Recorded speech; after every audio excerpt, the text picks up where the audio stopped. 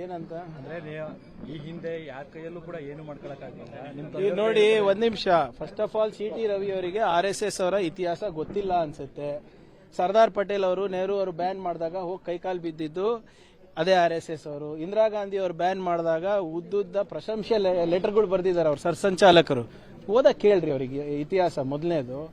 ಆಮೇಲೆ ರಿಜಿಸ್ಟ್ರೇಷನ್ ಮಾಡ್ಕೊಳ್ಳಿ ಅಂದ್ರೆ ಯಾಕಷ್ಟು ಭಯ ಅವರಿಗೆ?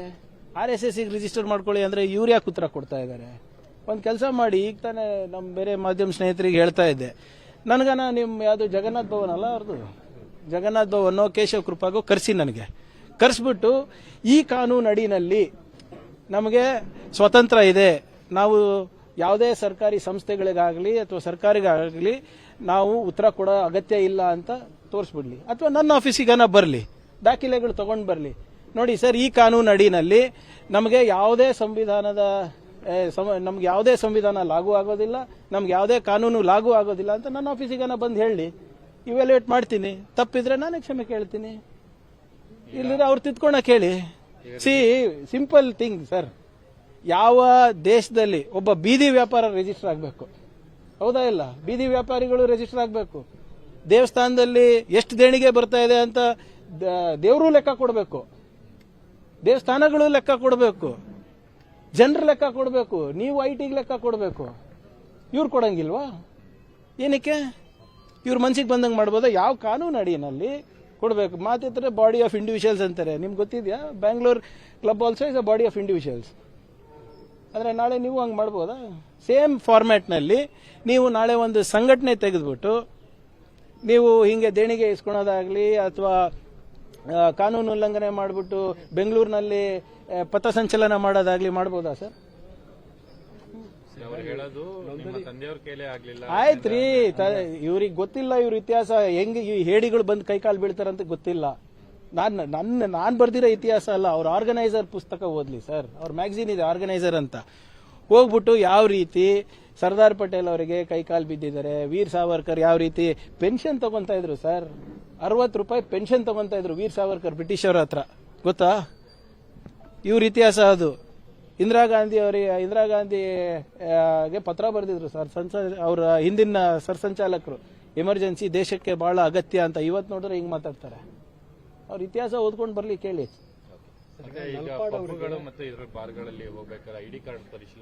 ನೋಡಿ, ಬಹಳಷ್ಟು ನಮಗೆ ದೂರುಗಳು ಬರ್ತಾ ಇದೆ ಪೋಷಕರಿಂದ. ಹಲವಾರು ಪಬ್ಗಳಿರ್ಬೋದು, ಬ್ರಿವರಿಗಳಿರ್ಬೋದು, ಬಾರ್ಗಳಿರ್ಬೋದು, ಇಲ್ಲಿ ಯಾರು ವಿದ್ಯಾರ್ಥಿಗಳು ಅಲ್ಲಿ ಮಾದಕ ವಸ್ತು ಇರ್ಬೋದು, ಸಿಗರೇಟ್ ಇರ್ಬೋದು ಅಥವಾ ಲಿಕರ್ ಕನ್ಸಂಪ್ಷನ್ ಮಾಡ್ತಾ ಇದ್ದಾರೆ ಅಂದ್ಬಿಟ್ಟು ಅದಕ್ಕೆ ನಿನ್ನೆ ಒಂದು ನೋಟಿಫಿಕೇಶನ್ ನಾವು ಸರ್ಕ್ಯುಲರ್ ಅನ್ನು ನಾವು ಹೊರಡಿಸಿದ್ದೇವೆ. ಯಾವುದೇ ವ್ಯಕ್ತಿಗೂ ಕೂಡ ನೀವು ಅಂದರೆ ಸ್ಟೂಡೆಂಟ್ ಇರ್ಬೋದು, ಬಿಲೋ 21 ವರ್ಷಕ್ಕಿಂತ ಕಮ್ಮಿ ಯಾರನ್ನ ಇದ್ರು ಐಡಿಗಳು ಚೆಕ್ ಮಾಡಿಬಿಟ್ಟು ಬಿಡಬೇಕು ಅಂತ.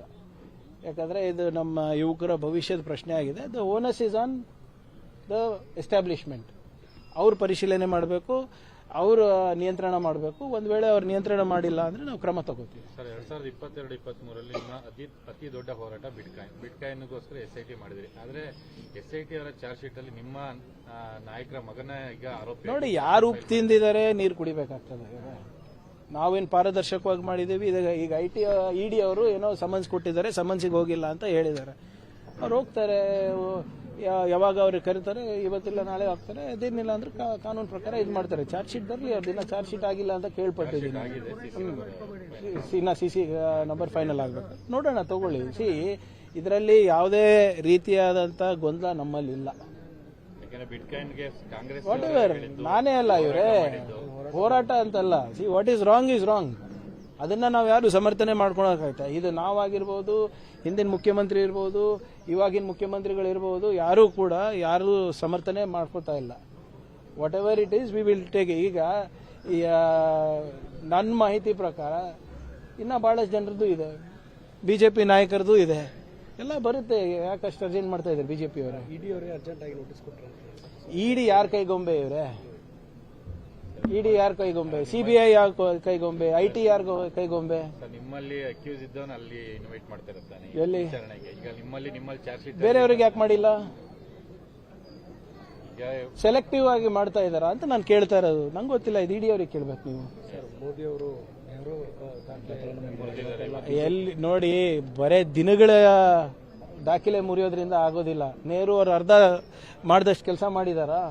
ಒಂದು ಇಸ್ರೋ ತರ ಸಂಸ್ಥೆ ಕಟ್ಟಿದಾರಾ? ಒಂದು IIT ತರ ಸಂಸ್ಥೆ ಕಟ್ಟಿದಾರಾ? ಒಂದು ದೊಡ್ಡ ಅಣೆಕಟ್ಟು ಮಾಡಿದಾರಾ? ಹೇಳಿ. 12 ವರ್ಷದಲ್ಲಿ 12 ಸಾಧನೆ ಹೇಳಿಬಿಡ್ಲಪ್ಪ. 100 ಸ್ಮಾರ್ಟ್ ಸಿಟಿ ಕಟ್ತೀನಿ ಅಂದವ್ರು ಒಂದನ ತೋರಿಸ್ಬಿಡಿ ಸ್ವಾಮಿ. Make in India, skill India, digital India, Beti Bachao Beti ಪಡಾವ್, ಬರೇ ಸ್ಲೋಗನ್ಗಳು ಆಗಿ ಉಳಿದಿವೆ. 100 ಸ್ಲೋಗನ್ಗಳು ಇವೆ ಅಷ್ಟೇ 12 ವರ್ಷದಲ್ಲಿ. ಯಾವ್ದು ಸಕ್ಸಸ್ ಆಗಿದೆ ತೋರಿಸ್ಬಿಡಿ. ಇವತ್ತು ನಮ್ಮ ಆರ್ಥಿಕ ಪರಿಸ್ಥಿತಿ ಹೇಗಿದೆ? ನಿಮ್ಮ ರೂಪಾಯಿ ಮೌಲ್ಯ ಏನಿದೆ? 12 ರೂಪಾಯಿಗೆ ತಂದು ಇಡ್ತೀನಿ ಅಂದವರು ಇವಾಗ 100 ಮುಟ್ತಾ ಇದೆ. LPG ಇದು ಎಷ್ಟಾಗಿದೆ ಇವಾಗ? ಕಮರ್ಷಿಯಲ್ ಸಿಲಿಂಡರ್ ಇರ್ಬೋದು, ಡೊಮೆಸ್ಟಿಕ್ ಸಿಲಿಂಡರ್ ಇರ್ಬೋದು, ನಿಮ್ಮ ಪೆಟ್ರೋಲ್ ಡೀಸೆಲ್ ರೇಟ್ ಇರ್ಬೋದು, ಫರ್ಟಿಲೈಸರ್ ಇರ್ಬೋದು. ಎಲ್ಲಿದೆ ಸ್ವಾಮಿ? ಏನು ಯಾವ ಪುರುಷಾರ್ಥಕ್ಕೆ ಇವರು ಸಾಧನೆಗಳನ್ನ ಹೇಳ್ತಾ ಇರೋದು? ನೆಹರು ಅವರಿಗೆ ಕಂಪೇರ್ ಮಾಡ್ತಿರಲ್ಲ. ನೆಹರು ಅವರ ಅಧಿಕಾರ ವಹಿಸ್ಕೊಂಡಾಗ ನಮ್ಮ ಆರ್ಥಿಕ ಪರಿಸ್ಥಿತಿ ಏನಿತ್ತು, ಮತ್ತೆ ಹೇಗೆ ಬಿಟ್ಟು ಹೋಗಿದ್ರು, ಮತ್ತೆ ಇವ್ರೇನ್ ಮಾಡಿದ್ದಾರೆ ಸ್ವಲ್ಪ ತುಲನೆ ಮಾಡಿ. ಮೋದಿಯವರ ಹೆಸರಲ್ಲೆಲ್ಲ ಪೂಜೆ ಎಲ್ಲ ಮಾಡ್ತಾ ಇದ್ದಾರೆ. ಮಾಡ್ಲಿ, ಇವರೇ ಅವರೆಲ್ಲ ಅಂಧ ಭಕ್ತರು. ಅವ್ರು ಮಾಡಿಲ್ಲ ಅಂದ್ರೆ ಏನೇನ್ ಮಾಡ್ತಾರೆ? ಅವರೇ ಪೂಜೆ ಮಾಡ್ಬೇಕಲ್ಲ. ಇಂಥ ಪ್ರಶ್ನೆಗಳಿಗೆ ಉತ್ತರ ಕೊಡಕ್ಕೆ ಹೇಳಿ. ಅದು ಒಂದು ಕಲ್ಟ್ ತರ ಮಾಡ್ಕೊಂಡಿದ್ದಾರೆ ಅಷ್ಟೇ ಅವರು. ಅದು ಬಿಟ್ರೆ ಬೇರೆದೇನಿಲ್ಲ. ಈಗ ನೀವೇ ಹೇಳಿ, ನಿಮ್ಗೆ ಸಿಗೋ ಸಂಬಳ ಸಾಕಾಗುತ್ತಾ? ಬೇರೆಯವ್ರದ್ದು ಬಿಟ್ಬಿಡಿ. ನೀವೇನ್ ನಗ್ತಾ ಇದ್ದೀರಾ? ಸರಿ, I am not against anybody. ಅವ್ರಿಗೆ ನಾನು, if they are against me, I can't help it. ಇದು ನಾನು ಹೇಳ್ತಾ ಇದ್ದಂಗೆ ಇನ್ನ ಕಲಿತಾ ಇದ್ದೀನಿ ಸರ್. ಇನ್ನ 3-4 ದಿನ ಆಗಿದೆ ಚಾರ್ಜ್ ತಗೊಂಡು. ಇಲ್ಲ, ಯೂನಿಟ್ ವೈಸ್ ಮಾಡ್ತಾ ಇದ್ದೀವಿ. ಇನ್ನ ಒಂದು 8 ದಿನ ಆಗುತ್ತೆ. ಯಾಕಂದ್ರೆ ಸುಮಾರು 16-18 ಯೂನಿಟ್ ಬರ್ತದೆ. ಒಂದೊಂದು ಯೂನಿಟಿಗೆ ಒಂದೊಂದು ದಿನ ಅಂದ್ರೂ ಒಂದು 15 ದಿನ ಬೇಕಲ್ಲ ನಮ್ಗೆ ಅರ್ಥ ಮಾಡ್ಕೊಳ್ಳೋಕೆ. Okay sir. ಸಚಿವರ ಖಾತೆಗಳ ಸಮಾಧಾನ ಎಲ್ಲಿದೆ? ಡಿ ಕೆ ಶಿವಕುಮಾರ್ ಭೇಟಿಯಾಗಿದ್ದಾರೆ, ಕೃಷ್ಣ ಬೈರೇಗೌಡ ಡೆಲ್ಲಿಗೆ ಹೋಗಿದ್ದಾರೆ. ನೋಡಿ, ಇವರೇ ಏನಿದ್ರು ವರಿಷ್ಠರು ಕುತ್ಕೊಂಡು ತೀರ್ಮಾನ ಮಾಡ್ತಾರೆ. ಎಲ್ಲರಿಗೂ ಸಮಾಧಾನ ಮಾಡೋಕೆ ದೇವ್ರ ಕಡೆಯಿಂದಾನೇ ಆಗಲ್ಲ ಅಂದ್ರೆ ನಮ್ಮ ಕಡೆಯಿಂದ ಏನಾಗ್ತದೆ? ಆಮೇಲೆ ಅಂಥದ್ದು ಯಾವುದೂ ಗೊಂದಲ ಇಲ್ಲ. ರಾಮಲಿಂಗಾರೆಡ್ಡಿ ಸಾಹೇಬರು ಬಹಳ ಸ್ಪಷ್ಟವಾದ ಸ್ಟೇಟ್ಮೆಂಟ್ ಕೊಟ್ಟಿದ್ದಾರೆ. ಮುನಿಯಪ್ಪ ಸಾಹೇಬರು ಸ್ಟೇಟ್ಮೆಂಟ್ ಕೊಟ್ಟಿದ್ದಾರೆ. ಕೃಷ್ಣ ಅವರು ಬೇರೆ ಯಾವುದೋ ಕೆಲಸಕ್ಕೆ ಹೋಗಿದ್ದಾರೆ ಅಂತ ನನ್ನ ಮಾಹಿತಿ ಇದೆ. ಬಟ್ ಏನೇ ಇದ್ರೂ ಕೂಡ CM ಹತ್ರ ಮಾತಾಡ್ತಾರೆ. ಅದರಲ್ಲಿ ಏನಿದೆ? CM DCM ಡೆಲ್ಲಿ ಹೋಗಿದ್ದಾರೆ. ಅದೇ ಅವರು ಹೋಗಿದ್ದಾರೆ, ತಪ್ಪೇನಿದೆ ಅದರಲ್ಲಿ? ಬಹಳ ಸ್ಪಷ್ಟವಾದಂಥ ಏನೋ ಅವ್ರ ದಿನಚರಿ ಇದೆ ಅಲ್ಲ. ಯೂತ್ ಕಾಂಗ್ರೆಸ್ ನಾಯಕರನ್ನ ಭೇಟಿ ಮಾಡ್ತಾ ಇದ್ದಾರೆ, NSUI ಆಫೀಸಿಗೆ ಹೋಗ್ತಾ ಇದ್ದಾರೆ, ನಮ್ಮ ವರಿಷ್ಠರನ್ನ ಭೇಟಿ ಆಗ್ತಾ ಇದ್ದಾರೆ. ಸ್ಪೆಸಿಫಿಕ್ ಪ್ರೋಗ್ರಾಮ್ ಇದೆ. ನಾಳೆ ನೀತಿ ಆಯೋಗದ ಮೀಟಿಂಗ್ ಅಟೆಂಡ್ ಆಗ್ತಾ ಇದ್ದಾರೆ. ಮಧ್ಯಪ್ರದೇಶ ನಾಮಪತ್ರ ತಿರಸ್ಕಾರ ಆಗಿದೆ. ನೋಡಿ, ಇದು ಬಹಳ ಸ್ಪಷ್ಟವಾಗಿ ಚುನಾವಣೆ ಆಯೋಗಗಳನ್ನ ಅವರು ಹತೋಟಿಗೆ ತಗೊಂಡ್ಬಿಟ್ಟಿದ್ದಾರೆ ಆಗಲೇ. ಮೊದಲನೇದು ಫಸ್ಟ್ EVM ಅಲ್ಲಿ ಟ್ರೈ ಮಾಡಿದ್ರು. ಅದ್ರ ಮೇಲೆ ಸಿಕ್ಕಾಕೊಂಡಾಗ ಫಾರ್ಮ್ 6-7 ಮಿಸ್ಯೂಸ್ ಮಾಡೋಕ್ಕೆ ಪ್ರಾರಂಭ ಮಾಡಿದ್ರು. ಅದಾದಮೇಲೆ ಚೀಫ್ ಎಲೆಕ್ಷನ್ ಕಮಿಷನ್ ನೇಮಕಾತಿನಲ್ಲಿ ಕೂಡ ಬದಲಾವಣೆ ತಂದರು. ಅದಾದಮೇಲೆ ಜುಡಿಷಿಯಲ್ ಇಮ್ಯುನಿಟಿ ಕೊಟ್ಟರು ಚೀಫ್ ಎಲೆಕ್ಷನ್ ಕಮಿಷನರಿಗೆ. ಅದಾದಮೇಲೆ SIR ತಂದಿದ್ದು. ಬೆಂಗಾಲ್ ಇರ್ಬೋದು, ನಿಮ್ಮ ತಮಿಳುನಾಡು ಇರ್ಬೋದು, ನಿಮ್ಮ ಬಿಹಾರ್ ಇರ್ಬೋದು. ಏನಾಗಿದೆ ಅಂತ ಗೊತ್ತಿದೆ. ಅದನ್ನು ನಾನು ಕೂಡ ಯಾವ ರೀತಿ ತಿರ್ಚಿ ಸುಪ್ರೀಂ ಕೋರ್ಟ್ನಲ್ಲಿ ಆದೇಶ ತೆಗೆಸ್ಕೊಂಡಿದ್ರೆ ಅದನ್ನು ಕೂಡ ಗೊತ್ತಿದೆ. ವೋಟ್ ಚೋರಿ ಆಯಿತು. ಇವಾಗ ನಾಮಪತ್ರನೇ ಕದಿಯೋಕ್ಕೆ ಪ್ರಯತ್ನ ಮಾಡ್ತಾ ಇದ್ದಾರೆ. ಒಂದು ವ್ಯವಸ್ಥೆ ಇದೆ, ಒಂದು ಕಾನೂನು ಇದೆ, ಒಂದು ಸಂವಿಧಾನದ ಅಡಿನಲ್ಲಿ ಕೆಲವು ನಿಯಮಗಳಿದೆ. ಅದನ್ನು ಕೂಡ ಗಾಳಿಗೆ ತೂರ್ತಾರೆ ಅಂದರೆ ಯಾವ ಮಟ್ಟಕ್ಕೆ ಇವರು ಚುನಾವಣೆ ಆಯೋಗ ಅವ್ರ ಕೈಗೊಂಬೆ ಆಗಿದೆ ಅಂತ ನೀವು ಯೋಚನೆ ಮಾಡ್ಬೋದು.